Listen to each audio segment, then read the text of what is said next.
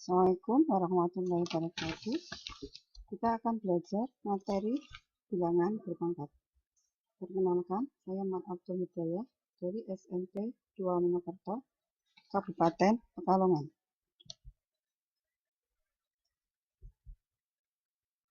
Sebelum kita belajar bilangan berpangkat, mari kita tengok kembali atau kita ingat kembali tentang luas bangun datar yang telah kita pelajari di sekolah dasar.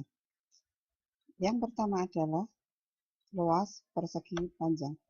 Tentu kalian ingat bahwa luas persegi panjang adalah panjang kali lebar. Yang kedua, luas persegi. Persegi sebenarnya merupakan bentuk khusus dari persegi panjang, di mana panjangnya sama dengan lebarnya dan biasa disimbolkan dengan S.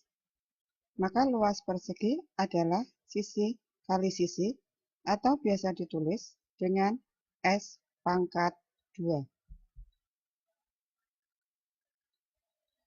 Berbicara masalah pangkat 2, kalian tentu sudah tahu pangkat 2 sama dengan kuadrat, maka bilangan berpangkat 2 sama dengan bilangan kuadrat.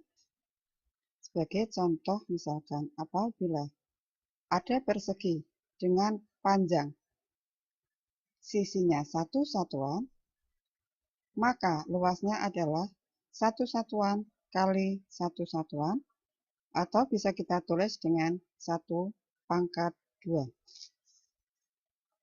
Persegi dengan panjang 2 satuan, maka luasnya adalah 2 satuan kali 2 satuan, atau bisa ditulis dengan 2 pangkat 2. Dan apabila ada persegi dengan panjang 3 satuan, maka luasnya adalah 3 satuan kali 3 satuan, atau bisa kita tulis dengan 3 pangkat 2. Bilangan kuadrat juga dapat kita runut dari volume kubus. Mari kita ingat kembali rumus dari volume kubus. Volume kubus adalah rusuk kali rusuk kali rusuk, atau biasa disimbolkan dengan S kali S kali S, atau S pangkat 3. Kalian tentu sudah mengenal bahwa pangkat 3 sama saja dengan kubik, jadi bilangan berpangkat 3 sama dengan bilangan kubik. Sebagai contoh misalkan, apabila ada kubus dengan panjang rusuk 1 satuan, maka volumenya adalah 1 satuan kali 1 satuan kali 1 satuan, atau bisa dituliskan dengan 1 pangkat 3. Apabila ada kubus dengan panjang rusuk 3 satuan, maka volumenya adalah 3 satuan kali 3 satuan kali 3 satuan, atau bisa ditulis dengan 3 kali 3 kali 3, atau disingkat dengan 3 pangkat 3. Jadi dari dua hal tersebut di atas, yaitu luas persegi dan volume kubus, dapat kita simpulkan bahwa bilangan berpangkat sama dengan perkalian berulang. Apabila ada A pangkat N, itu artinya bahwa A kali A kali A kali A sebanyak N kali. Contoh dari bilangan berpangkat. Mari kita simak contoh berikut. 2 pangkat 6 sama dengan 2 kali 2 kali 2 kali 2 sebanyak 6 kali, yang hasilnya 2 kali 2 4, kali 2 8, kali 2 16, kali 2 32, kali 2 lagi 64. Contoh yang kedua, 4 pangkat 3 artinya 4 kali 4 kali 4, 4 kali 4 16, kali 4 64. Dari dua contoh di atas, 2 pangkat 6 dan 4 pangkat 3 mempunyai hasil yang sama.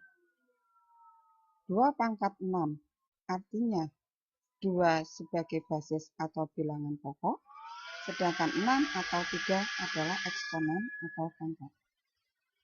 Dari contoh tersebut, dapat kita simpulkan bahwa bilangan berpangkat basis tertentu dapat diubah ke dalam basis lain. Sekarang mari kita tengok untuk bilangan negatif yang berpangkat. Contoh, negatif 2 pangkat 3. Artinya, negatif dalam kurung 2 kali 2 kali 2. Hasilnya adalah negatif 8. Dalam kurung negatif 2 pangkat 3 sama dengan negatif 2 kali negatif 2 kali negatif 2, hasilnya negatif 8. Tetapi negatif 2 pangkat 2 sama dengan negatif dalam kurung 2 kali 2, hasilnya negatif 4. Dalam kurung negatif 2 pangkat 2, artinya dalam kurung negatif 2 kali dalam kurung negatif 2, hasilnya 4.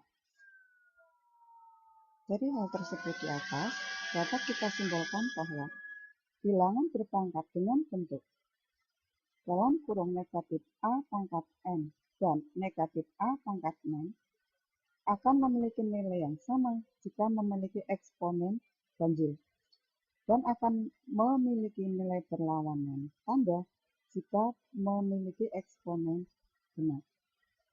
Nah, untuk memahami materi di atas, mari silahkan kerjakan latihan di bawah. Bilangan berpangkat mengubah bilangan berpangkat dari satu basis ke basis yang lain. Selamat bekerja dan selamat mencoba. Terima kasih. Assalamualaikum warahmatullahi wabarakatuh.